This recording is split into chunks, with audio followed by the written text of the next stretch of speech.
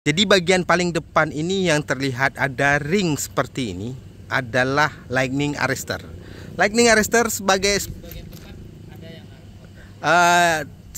lightning arrestor seperti dari teori dia menjadi pada suatu ketika menjadi konduktor, pada waktu yang lainnya menjadi isolator. Jadi dia menjadi isolator saat operasi normal. Ini operasi normal, dia isolator, tidak tembus tegangannya sampai ke bawah ya.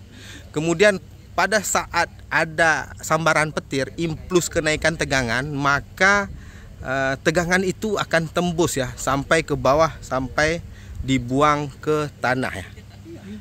Oke.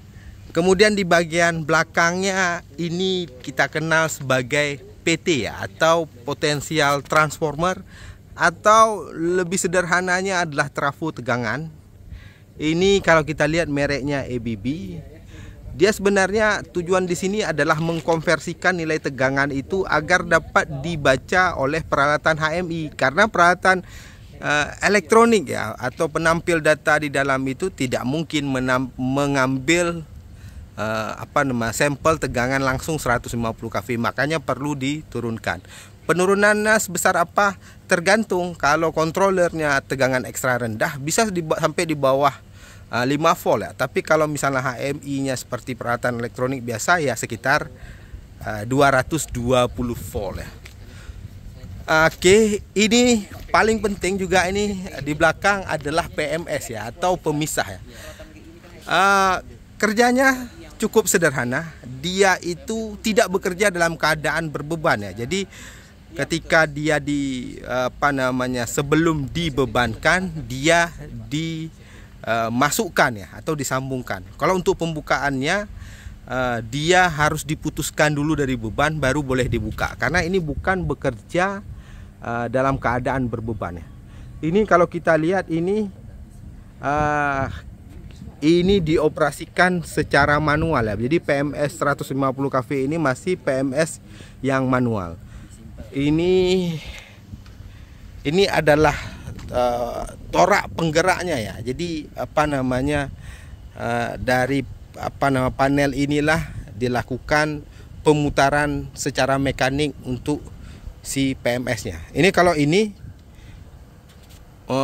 penggerak untuk menghubungkan ke bumi ya sepertinya ya. Jadi kalau ketika setelah diputus ini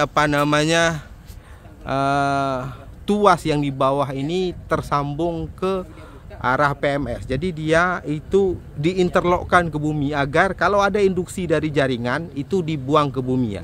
Jadi kalaupun ada pekerja yang bekerja nantinya itu tidak membahayakan dan lebih aman ya kepada pekerja.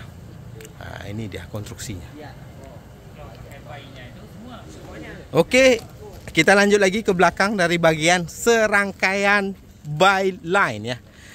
Nah, ini adalah CT ya. CT atau current transformer sama. Karena arus di tegangan 150 kV tidak bisa langsung dibaca oleh peralatan HMI ataupun controller ataupun peralatan katakanlah elektronik yang tegangan rendah, makanya dibutuhkan CT ini ya. Biasanya rasio CT ini ada macam-macam ya, ada 500/5, berarti setiap arus 500 ampere dia akan terbaca sebesar 5 ampere ya. Jadi kalau 100 ampere ya 1 ampere. Kalau 500 itu 500/5. Kalau 500/1 lebih kecil lagi ya, berarti ya katakanlah 100, dia ada arus yang melewati 100 ampere, hanya 0,2 terbaca di sisi outputnya atau outgoingnya ya. Penting ya, PT dan CT sebagai bagian dari controller, action dan segala macam itu penting. Dan di bagian terakhir ada CB, circuit breaker, atau PMT. Kalau di transmisi disebut sebagai PMT. Ini PMT 150 kV.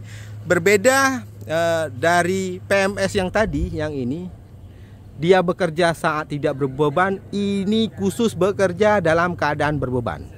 Jadi ini dan bekerjanya juga secara automekanik ya, atau otomatis ya. Jadi ketika ada gangguan dia memutuskan ya.